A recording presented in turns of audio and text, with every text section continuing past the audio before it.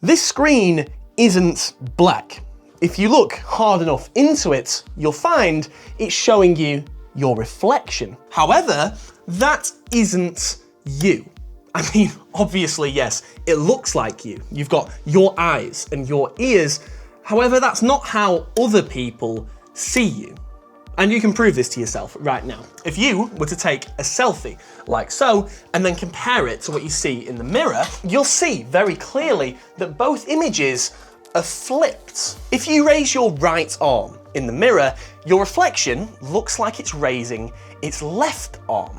But if you were to take a photo instead of using a mirror, then your reflection, even though it looks like it's flipped, would be raising the right or correct arm. This is why you think you're ugly in every single picture of you ever taken. You don't have a symmetrical face. And practically no one else on the planet does either. Most people average around a 50% facial similarity when their photo is flipped from left to right. So, statistically speaking, your face is just as similar to your reflection as someone else's face. Photos of you are exactly how other people see you. So that must be the real you, right? Wrong. Actually, it's not. But then what does show you the real you? Validation, by definition, is the action of checking or proving the accuracy of something. So let me ask you this. How do you get your information about yourself? How do you know what or who you are? How do you know if you're kind, if you're caring, if you're funny, or if you're attractive?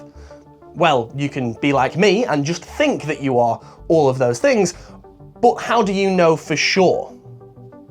Well, you've got to ask other people, obviously. Their validation of those characteristics, or even their rejection, define your perception of yourself, whether you are aware of it or not. Validation is the true mirror. And this doesn't just define how you think and feel about yourself. It also physically changes how your body reacts to things. People who are constantly validated by friends, family, and partners feel pain less intensely. And that's because social support releases things called opioids into your body. These are the most powerful painkillers in the world. I'm sure you've heard of morphine and fentanyl. And so this makes getting a compliment a form of painkiller. It makes heavy things feel lighter because it reduces something called effort perception.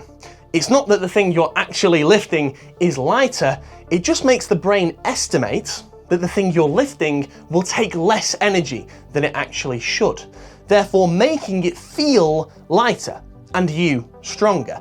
This is why strong men tend to perform better in bigger crowds where everyone is cheering their name, compared to if they were just doing it alone in the gym. It makes your body respond better to medication, and it also stabilizes your heartbeat, which leads to people with strong social relationships living longer than people who don't.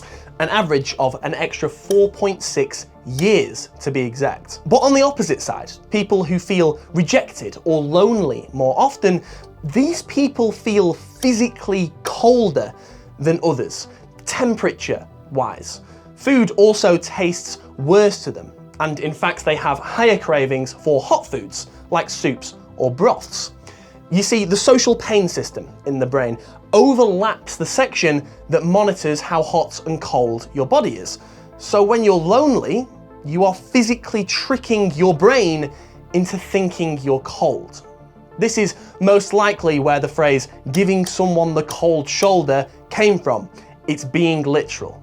And of course, when you're cold, you want to eat hot food in order to try and heat yourself up. Socially rejected people are also way more likely to wear branded clothes in an attempt to raise their social identity to get more people to like them. And weirdly, they're also way more likely to believe in supernatural forces, stuff like ghosts and religion. And of course, that's not me saying that all religious people are lonely, but the belief in something bigger than you gives you a connection and a meaning that lonely people can't seem to find in the world around them. And this is why people who find their faith tend to find it in times of hardship or grief. 871,000 deaths a year are linked to loneliness. That's roughly about 100 deaths every single hour.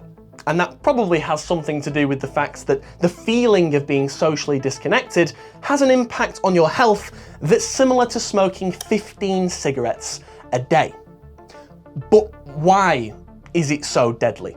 Why can something that's inside our heads physically hurt us? To state something that I believe is quite obvious, we evolved in this way to force us to be social. Because if our hunter-gatherer ancestors weren't social, then they wouldn't reproduce, and then the entire species wouldn't survive. So if we weren't doing that, then from a purely biological standpoint, what was the point of living? That being said though, being socially accepted is predicted to have had a much bigger impact on our evolution than just survival. It might be the very reason that we developed consciousness. And this is where this man joins us in the video. But a little bit of context first. People assume that consciousness, your ability to think about thoughts, was developed by humans so that we could understand the world around us. Stuff like finding shelter, or foraging in the right areas, or avoiding predators, or finding warmth, stuff like that. Well, every single other species on the planet can do that. And as far as we know, they're not conscious. Maybe apart from dolphins, but that's a story for another day. For example, dogs. They know exactly when they get fed every single day, and also when they're normally taken for a walk. So they will wait in those areas, in that routine, and make a really big fuss about it until it happens. And you've also got wolves. They know exactly how close they can get to their prey before they'll start running. And every single time they get it dead on. But they're not conscious, and they can do that. So why are we different? Why did we need to develop consciousness? Well, other animals needed to know what other things would do.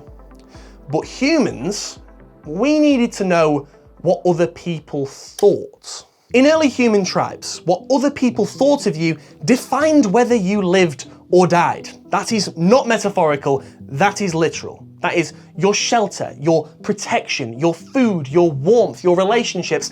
Everything depended on whether someone liked you or they didn't. Because if they didn't like you, you're kicked out of the tribe and basically, that is just it. You die. So, knowing if someone liked you or not came pretty high on the priorities list after a while. But we couldn't do that yet because we were missing one crucial piece of software in the brain. We needed to know our personalities, our intentions. We needed to know really our identity. Because if we didn't know those things, then we didn't know what other people were judging. And this is what the philosopher Thomas Metzinger called the model of yourself, also known as the self-model of consciousness. And what he thought goes as such. Your consciousness is not a window looking out of your eyes into the world and observing it. No, what it is a simulation, a fake you inside of your head that your brain uses to judge what other people think of you. For instance, this is David. He is a random person. I have never spoken to him ever before in my life. But before I say my first thing to him, my brain is going to simulate a few things. It's going to go, I wonder if this joke I want to say is going to land. I wonder if my tone is going to be interpreted in the way that I want it to. I wonder if I'm going to embarrass myself. But the thing is, you presume that David is going to see the real you. You presume he's having a conversation with the you that lives in your head, the one that knows all of your flaws, all of your insecurities, all of the negative things about you. So you act in a way in order to hide those negative traits from other people. You don't see the real you. Your brain shows the version of you that it wants other people to see in order for you to act accordingly, because all it wants is validation. So if you are acting in a way that isn't you, and it's just the view that you want to be, your life is just a performance. You are an actor, and so is everyone else living in this massive sitcom that everyone's acting in and everyone thinks is real. Life is full of mirrors, both real and metaphorical, but the most important one is the one that you can't see. You can be, quite literally, whatever and whoever you want to be, just by changing the way you think. Biology will do all of the heavy lifting for you. So, be the actor, but write your own script and sell that acting performance like your life depends on it. If this video interested you, then how can you prove you ever watched it? You physically can't. Sorry, not possible. And the reason's there. And if you don't want to watch that, there's plenty of other videos on that channel I'm sure you'd love. Thank you for watching. I'll see you next time.